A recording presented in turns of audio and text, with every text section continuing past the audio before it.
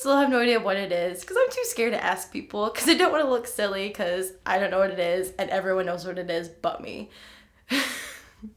You still haven't had a pasty? Never, no. I'm too scared to try, let alone because I can't even ask what it is. You don't even know what a pasty looks like? No, I have no idea what a pasty looks like or what it entails or if it's even good or worth it or where to even get one.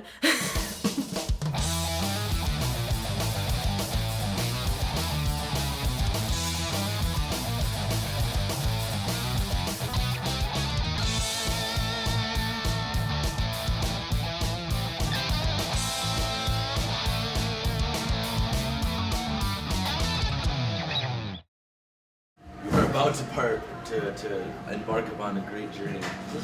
This is his first pasty ever. I know, right? Right. You got the gravy hole. Growing up so fast. You got the gravy hole. You can't mess it up. Oh, look at it. Yeah, save a little bit because it's gonna get dry in the middle. So I got a little bit. Yeah, you got it. Oh, look at it steaming. All right, gentlemen. It's delicious. To the pasty.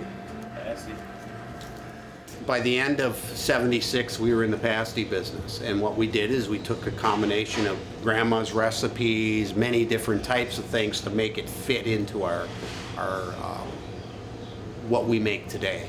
So it took many years to develop the recipe that we have today, and it's been 35 years later, we're still around. Down here is Sammy.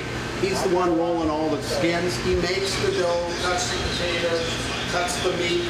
He's the all-around man. The girls come in, they get everything weighed out, and they start making their batches. I get $3.75 for my pasty, and it's 1 pound. So it's a complete meal for $4. And that's kind of the whole simpleness of the pasty. I think a pasty is basically just like a meal in one because you have like veggies and meat and tons of carbs.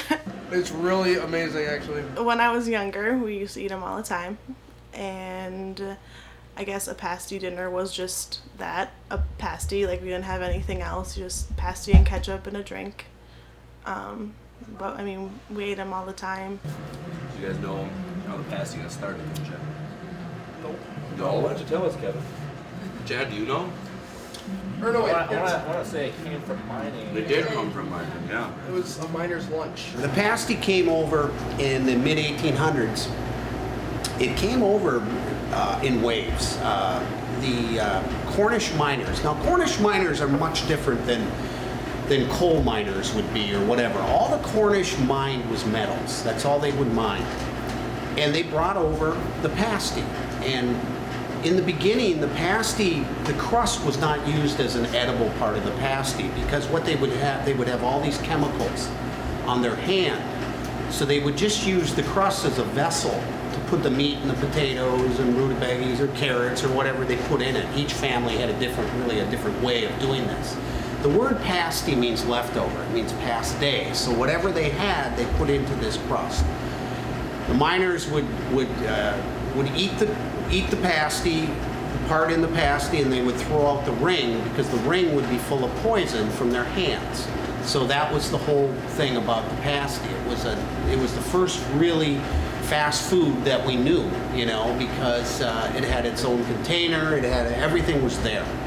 It was a perfect food for that type of business, for that type of work. By the early 20th century, the Cornish miners were gone, and the Finns were here, the Italians were here, the Poles were here. They continued the pasty tradition. They adopted it as basically their mainstay of food because it was so convenient. A lot of people think the Finnish had the influence of the pasty. Well, they didn't. It's a English food, it's Cornish. There's many varieties of pasties. I kind of stick with more of a traditional with the steak and potatoes and onions and rutabagas. So if a donut and a dinner roll had a baby and the baby wanted to be like a dinner item, that's what a pasty would be, basically, in the gist of it. I mean, they're not exactly donuts. Not a question. No one knows what it is unless you're from the UP. Yep. My relationship with pasties is that I did not know what they even were until I came up for a visit up here to Northern Michigan University. I think it's definitely more of a cultural thing too when you think of the UP. I know like the governor old governor Jennifer Granholm sent one to Arnold Schwarzenegger in California, and he like ate it wrong. He like sent her back a photo like holding it in his hand, like dipping it in ketchup and eating it. And I remember everyone like in town talking about it and how like hilarious it was that he didn't know how to eat a pasty, but why would he? He's never seen one before. I didn't even know how to pronounce pasties when I first came up here. We crossed over the bridge and my dad was driving. Me and my little brother were in the back seat. And we're just driving along the highway and my dad just keeps looking very confused at the signs that are on the road. And then we stop at a gas station and he asked the guy at the gas station, he's like, "Hey, why are there big huge signs for pasties?" That guy probably laughed for a good 5 minutes before he finally told my dad that they were pasties. Oh yeah, they call them pasties because they're pretty much spelled the same. I always tell them pasties are much more exciting than pasties, but if you want a great meal, a pasty's the way to go. Yeah, that's part of the fun of this business, is because at one point or another, I'm going to get somebody from England or I'm going to get somebody from France, because Northern brings in people and the first thing they want to do is try a traditional food. I would say it's a very UP thing. I've never heard of it before and I still don't know what they even look like. I would say it's a UP thing, and it's a you know it or you don't. There's no middle ground in it whatsoever. A meat pasty with rutabagas is the way to go. Last time I ate one was a few weeks ago. With or without rutabagas? Without. I think rutabagas are disgusting. My dad used to say there's no such thing as a bad pasty, there's just some better than others.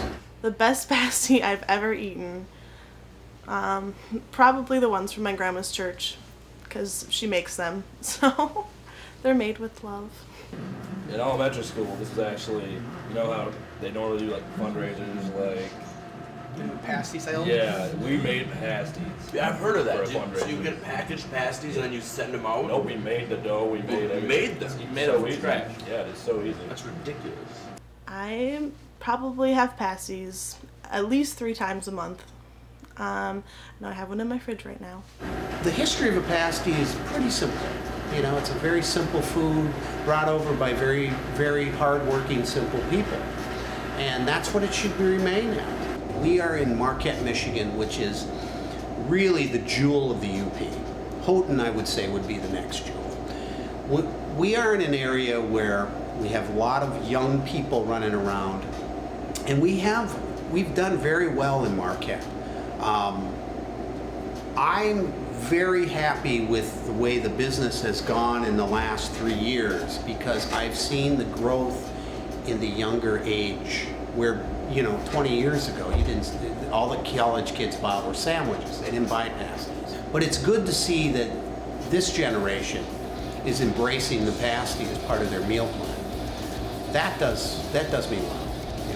I feel very good about that. I love pasties.